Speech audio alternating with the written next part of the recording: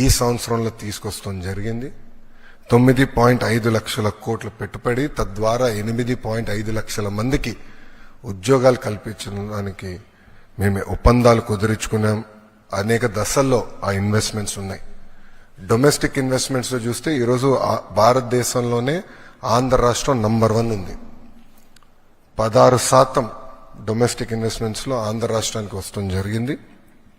దాంట్లో భాగంగా TCS, LG, NTPC green, ఆసిలర్ Mittal, BPCL, Reliance, renew power లాంటి సంస్థలు ఈరోజు ఆంధ్ర రాష్ట్రంలో పెట్టుబడులు పెట్టడానికి ముందుకు వచ్చినాయి. డబుల్ ఇంజిన్ సర్కార్ ఉంది కనుకనే విశాఖ స్టీల్ ప్లాంట్ కాపాడుకోగలం, రైల్వే జోన్స్ సాధించాం.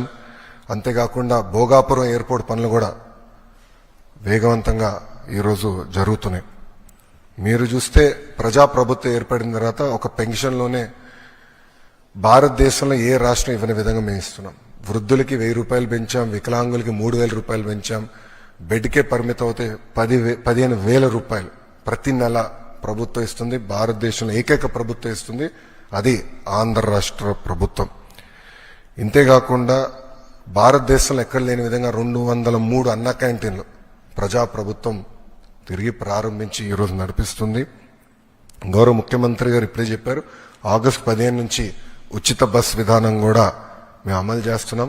దీపం పథకం ద్వారా ఇప్పటికీ 2 కోట్ల గ్యాస్ సిలిండర్లు ఉచితంగా ప్రజాప్రభుత్వం తెలుగింటి ఆడబడుచులకి అందజేస్తాం కూడా జరిగింది. దాంట్లో కొన్ని సవరణలు తీసుకొచ్చి ఏకంగా ఆ డబ్బులు డైరెక్ట్ గా మహిళల అకౌంట్లో కూడా వేయాలని ఒక నిర్ణయం కూడా ప్రభుత్వం తీసుకుంటాం జరిగింది. ఈరోజు ముఖ్యమైన కార్యక్రమం తల్లికి వందనం. ఎన్నికల్లో మనం ఇచ్చిన హామీ నిలబెట్టుకుంటున్నాం. ఆనాడు చాలా స్పష్టంగా ఎంతమంది పిల్లలుంటే అంతమంది పిల్లలకి తల్లికి వందనం ఇస్తానని హామీ ఇచ్చాం. దాంట్లో భాగంగా జియో ఇచ్చాం. ఈ రోజు నుంచి డబ్బులు తల్లుల అకౌంట్లో కూడా పడితే 13,000 రూపాయలు తల్లి అకౌంట్లో పడుతుంది. 2,000 రూపాయలు మెయింటెనెన్స్ గ్రాంట్ కింద స్కూల్స్ లో మెయింటెనెన్స్ కోసం ప్రభుత్వం ఆ నిధులు కూడా ఖర్చు పెడతాం జరుగుతుంది. సో భారతదేశంలో ఎవరు చేయని విధంగా సంక్షేమ అభివృద్ధి కార్యక్రమాలు ప్రభుత్వం ఈరోజు చేస్తాం జరుగుతుంది. గౌరవ ముఖ్యమంత్రి చంద్రబాబు నాయుడు గారి నాయకత్వంలో సంక్షేమ అభివృద్ధి అనేది ఈ ప్రభుత్వానికి జోడెద్దుల బండి. మాకు చాలా క్లియర్ మ్యాండేట్ ఇచ్చారు. 2 మీరు తీసుకెళ్ళాలి.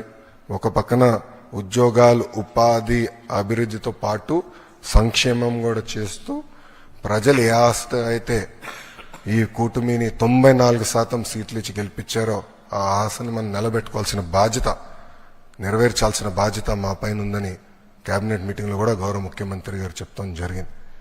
సో